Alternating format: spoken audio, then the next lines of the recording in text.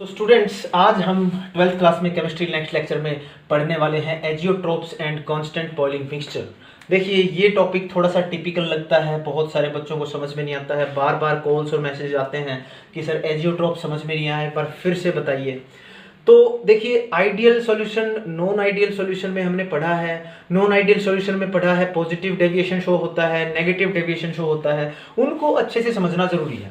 Positive deviation non ideal solution में कब show होता है? जब वेपर प्रेशर जितने बनने चाहिए रोल्स लॉ के अकॉर्डिंग उससे ज्यादा बनने लगे, ठीक है। नेगेटिव डेविएशन कब शो होता है? जब सॉल्यूशन के वेपर प्रेशर जितने रोल्स लॉ के अकॉर्डिंग बनने चाहिए उससे कम बनते हैं, ठीक है। तो उस केस में, तो जब भी पॉजिटिव या नेगेटिव डेविएशन शो करने वाले नॉन आइडियल सॉल्यूशन एक ऐसी इंटरमीडिएट स्टेज पे आ जाते हैं, जैसे मान लीजिए पानी है और अल्कोहल है, उसका मैं एग्जांपल लेता हूं। वाटर में मैंने अल्कोहल मिलाना शुरू कर दिया, तो क्या होगा? जैसे जैसे हम पानी में अल्कोहल मिलाते जाएंगे वैसे वैसे वेपर्स के कंटेंट दोनों के बढ़ते जाएंगे। पानी पहले प्योर था तो उसमें सारे के सारे वेपर्स केवल वाटर के थे, फिर मैंने धीरे धीरे उसमें अल्कोहल ऐड करना शुरू किया, तो धीरे धीरे देखा वेपर्स जो हैं उसमें अल्कोहल भी वेपर की फॉर्म में ऊपर आने लगा। फिर एक कंपोजिशन ऐसी आई जब हम ये पता ही नहीं कर सकते कि वहां लिक्विड में कंपोजिशन और वेपर फेज में कंपोजिशन में कोई डिफरेंस भी है। मतलब क्या है, इस बात का समझिए। मतलब लिक्विड एक ऐसी स्टेज पे आ जाता है जब वो सॉल्यूशन ना होके एक प्योर लिक्विड की तरह ट्रीट करता है। उसमें जैसे कि पानी और अल्कोहल का जितना कंटेंट लिक्विड के अंदर है ना, उतना ही कंटेंट वेपर फेज में, जैसे मान लीजिए 1:2 में है हमारा लिक्विड, जो सॉल्यूशन में है दोनों 1:2 में है, तो जो वेपर्स बनेंगे ना वो भी एग्जैक्ट उसी रेशियो में बनेंगे 1:2। तो उस टाइम पे हम डिफरेंशिएट नहीं कर पाते कि इसमें अलग अलग सॉल्यूट और सॉल्वेंट हैं या ये एक प्योर लिक्विड की तरह बॉयल कर रहा है। तो ऐसी कंपोजिशन को, ऐसे पॉइंट पे हम क्या बोलते हैं? कांस्टेंट बॉइलिंग मिक्सचर और एजियोट्रोप्स। जैसा मैंने आपको बताया कि वाटर के अंदर जैसे जैसे हम अल्कोहल मिलाते जाएंगे वैसे वैसे पहले केवल पानी के भाप थे, अब अल्कोहल मिलता जाएगा तो अल्कोहल के भी भाप बनेंगे, वेपर प्रेशर उसका भी बनेगा। एक कंपोजिशन 95.4% जब अल्कोहल मिल जाएगा ना इसमें, तब ये एजियोट्रोप की तरह बिहेव करेगा। एजियोट्रोप की तरह बिहेव करने का मतलब जितनी परसेंटेज वाटर और अल्कोहल की लिक्विड में है उतनी ही परसेंटेज उसकी वेपर फेज में भी होगी। And we can not differentiate it like it has two component. It act like it is a pure liquid which is equal in proportions in liquid form and equal in proportion in gaseous form. उसमें हम कोई difference नहीं बता पाते हैं और ये एक कांस्टेंट बॉइलिंग मिक्सचर कहलाता है। इसको हम बोलते हैं एजियोट्रोप्स, ठीक है। तो एजियोट्रोप को हम कैसे डिफाइन करेंगे? इसको हम डिफाइन करेंगे when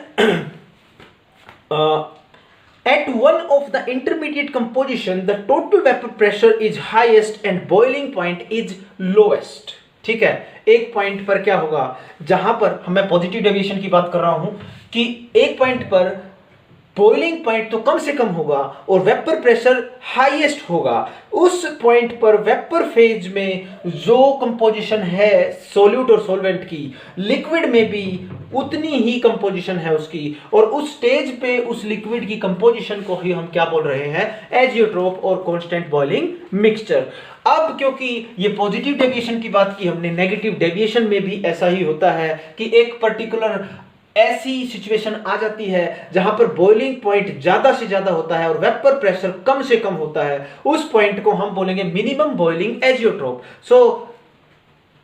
तो देखिए, एजियोट्रोप होते हैं वो दो टाइप के होते हैं। एक तो minimum boiling azeotrope, minimum boiling, और दूसरा होता है मैक्सिमम बॉइलिंग।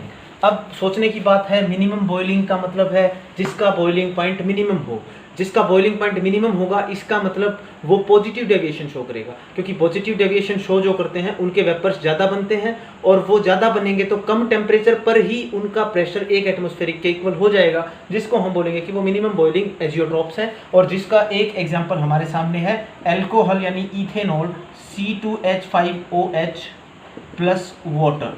ये है मिनिमम बॉइलिंग एजियोट्रोप। और ये पाया गया कि फिक्स्ड कंपोजिशन पे 95.4% जब अल्कोहल होता है तो ये हमारा मिक्सचर क्या करता है, ये एक एजियोट्रोप की तरह बिहेव करता है जो मिनिमम बॉइलिंग है। ठीक है, तो एजियोट्रोप के बारे में एक दो बातें मैं आपको और बता देता हूं। सबसे पहला तो एजियोट्रोप केवल बाइनरी सॉल्यूशन शो करते हैं। बाइनरी सॉल्यूशन का मतलब जिसमें केवल दो ही कंपोनेंट होते हैं, एक सॉल्यूट और दूसरा सोलवेंट।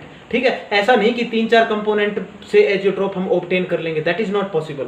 ठीक है, तो सबसे पहला बाइनरी होते हैं। दूसरा पॉइंट ये है कि जैसे 95.4% पे है ना ये एजियोट्रोप, ऐसा नहीं है अल्कोहल हमने 50% कर दिया तो भी एजियोट्रोप की तरह बिहेव करेगा। ये जो कंपोजिशन होती है ना वो बिल्कुल फिक्स्ड होती है। इनकी एजियोट्रोप्स की कंपोजिशन जो होती है वो फिक्स्ड होती है। जैसे इथेनॉल और वाटर की बात करें, 95.4% इथेनॉल होगा तो वो एजियोट्रोप की तरह बिहेव करेगा। ठीक ऐसे ही एक मैक्सिमम बॉइलिंग का अगर बात करें तो 68% ऑफ HNO3, ठीक है, एक्वस सॉल्यूशन, यानी कि 68% HNO3 and remaining 32% is water. तो इस कंपोजिशन पे मैक्सिमम बॉइलिंग एजियोट्रोप की तरह HNO3 काम करता है, क्योंकि HNO3 और वाटर जब मिक्स होते हैं तो ये मैक्सिमम बॉइलिंग का मतलब जहां पर बॉइलिंग पॉइंट बढ़ जाता है। लेकिन तीसरी बात जो मैं आपको बताना चाहता हूं वो ये है, चाहे मिनिमम है या मैक्सिमम है, बॉइलिंग पॉइंट जो होता है वो हमेशा एक एजियोट्रोप का कांस्टेंट होता है, कांस्टेंट बॉइलिंग पॉइंट। यानी हम बता ही नहीं सकते हैं कि ये सॉल्यूट सॉल्वेंट अलग अलग है या कोई एक प्योर लिक्विड है।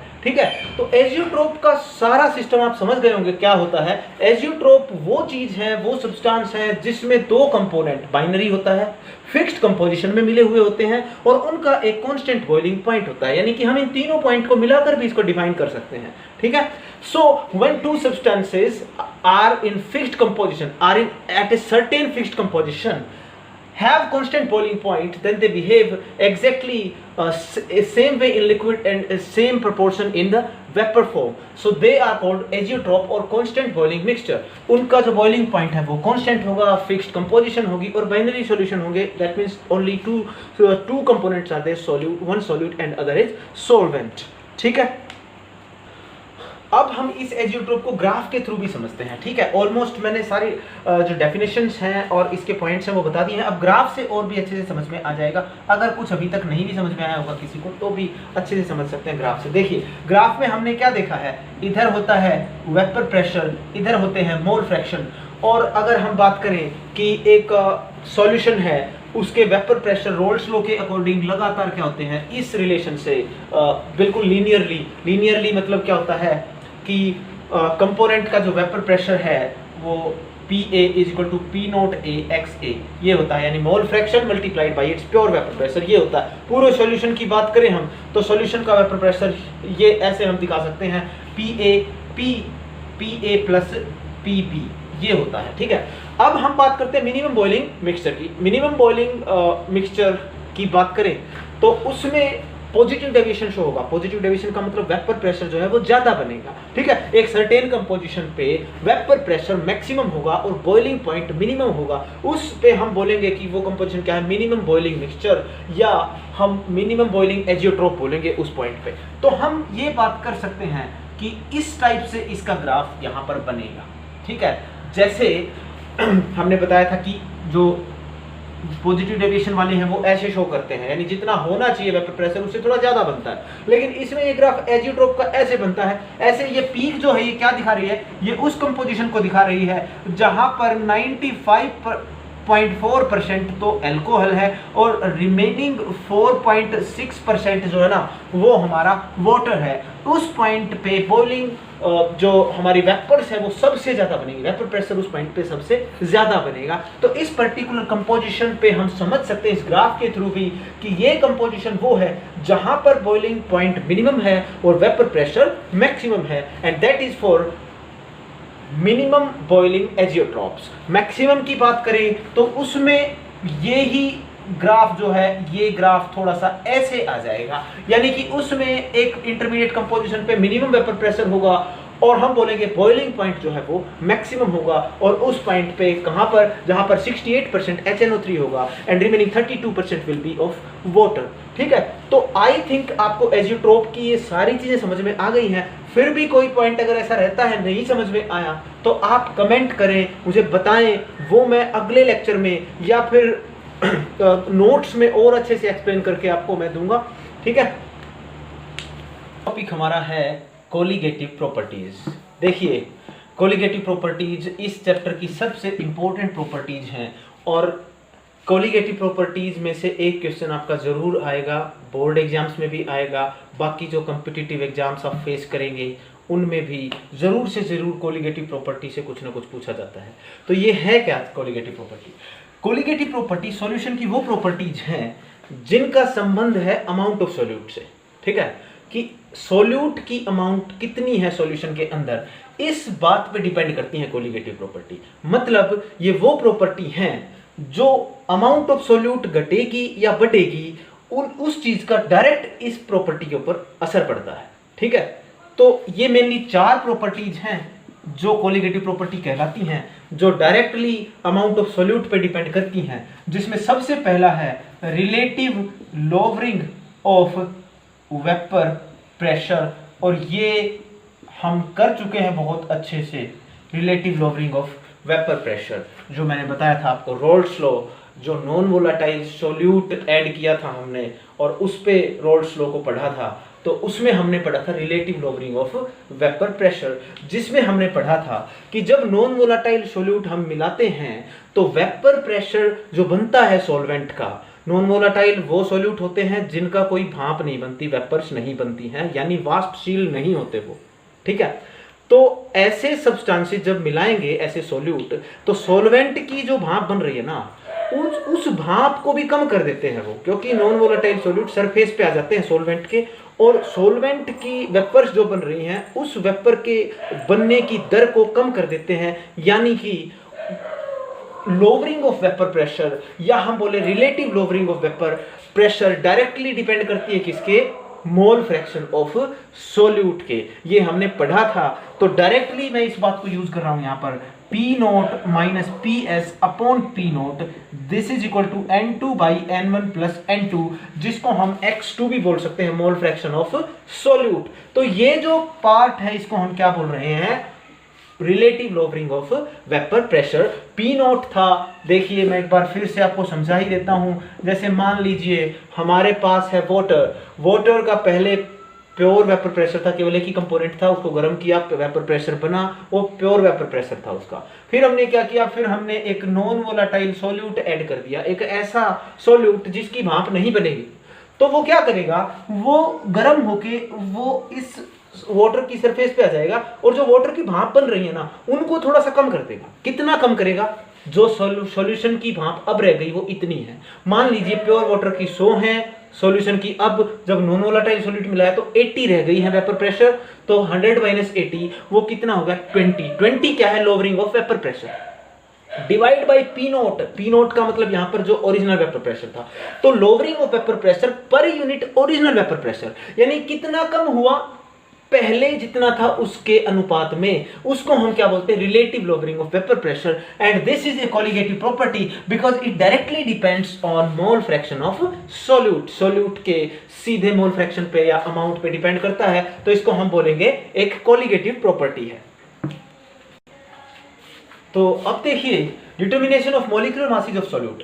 हम इस कोलिगेटिव प्रॉपर्टी की नॉलेज से मॉलिक्यूलर मास सॉल्यूट का निकाल सकते हैं। कैसे निकालेंगे? देखिए, P0 minus PS divide by P0 is equal to N2 by N1 plus N2, ये फॉर्मूला होता है हमारे पास। ठीक है, अब अगर मान लीजिए N2 सॉल्यूट का अमाउंट बहुत ही कम है N1 के रिस्पेक्ट में, तो N2 if it is very very less than N1, तो नीचे से हम N2 को क्या कर सकते हैं? नेग्लेक्ट कर सकते हैं। So P0 minus PS upon P0 is equal to N2 by N1, यानी कि नीचे से N2 की वैल्यू हम नेग्लेक्ट कर सकते हैं। ध्यान रहे, अब आपके दिमाग में ये आएगा कि N2 यहां से नेग्लेक्ट कर दिया हमने, यहां से 0 रख दिया, यहां 0 क्यों नहीं रखा? तो आपको पता होना चाहिए, जब हम बहुत ही छोटी वैल्यू को जोड़ते या घटाते हैं तो कोई फर्क नहीं पड़ता, लेकिन जब गुना या भाग में होती है ना छोटी वैल्यू, तो वो बहुत ज्यादा डिफरेंस डाल देती है। एग्जांपल ले लीजिए आप, जैसे कि 100 में एक तो मैं प्लस 0.1 करूं तो 100.1 होगा, इसको इग्नोर किया जा सकता है। लेकिन अगर मैं 100 मल्टीप्लाइड बाई 0.1 करूँ ना, तो वो 10 कर देगी इसकी वैल्यू, जो बहुत ही ज़्यादा डिफरेंस आ जाता है। तो इसका मतलब छोटी वैल्यू को हम प्लस या माइनस में होती है तो निगलेक्ट कर सकते हैं, कोई दिक्कत नहीं है, लेकिन जब वो गुणा या भाग में होगी तो वो ज्यादा अंतर डाल देती है, तो उसको हम निगलेक्ट नहीं कर सकते। यानी ऊपर से n2 को 0 हम नहीं रख सकते, यहां से n2 को 0 रख सकते हैं क्योंकि उसकी वैल्यू बहुत छोटी है और उस छोटी वैल्यू को जोड़ने या घटाने से कोई फर्क नहीं पड़ेगा। ठीक है, तो ये एक जनरल सी बात है, बहुत सारे डेरिवेशंस में आपको देखने को मिलेंगे ऐसी चीजें, इसलिए बतानी जरूरी है। So P naught minus P S by P note is equal to n2 by n1। यहां पर n2 क्या है? Number of moles of solute. Number of moles कैसे निकालते हैं? Mass of given solute divided by its molecular mass. आपको पता होना चाहिए कि जैसे मान लीजिए 100 ग्राम पानी में पानी के कितने मोल हैं, अगर हमें ये निकालना है नंबर ऑफ मोल कैसे निकालेंगे?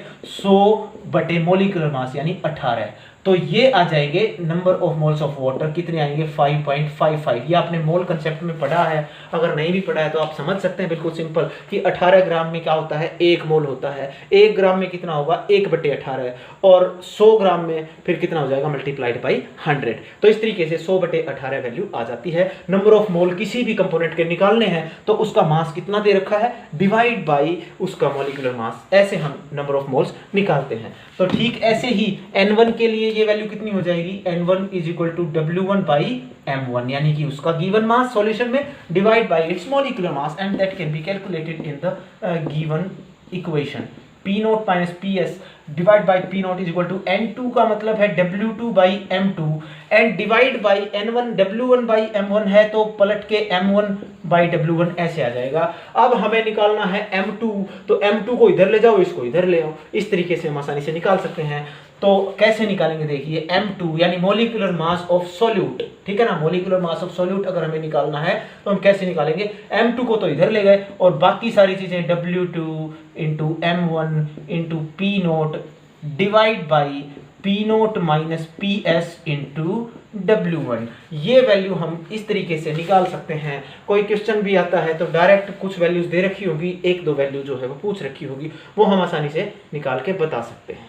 ठीक है, तो स्टूडेंट्स आई थिंक आज के लिए एजियोट्रॉप्स जो डिटेल में हमने किया और कोलिगेटिव प्रॉपर्टी ये जो की है ये हम पहले भी कर चुके थे अच्छे से। अगर आप देखेंगे रोल्स लॉ को, roles law for non volatile solute को देखेंगे तो उसमें ये सारी चीज़ें अच्छे से एक्सप्लेन है। फिर से मैंने आज अच्छे से एक्सप्लेन कर दी हैं। फिर भी अगर आपको कोई दिक्कत आए तो आप कमेंट करें, हमारे व्हाट्सएप से आप जुड़ सकते हैं, स्टडी मटेरियल हम सेंड करते रहेंगे आपको। 9896570792 हमारा नंबर है। और फिर भी कोई दिक्कत आए आप हमें मैसेज भी कर सकते हैं, कॉल भी कर सकते हैं। You are free to do anything, I am always with you to respond your questions. ठीक है, तो आज के लिए इतना काफ़ी है। Thank you very much.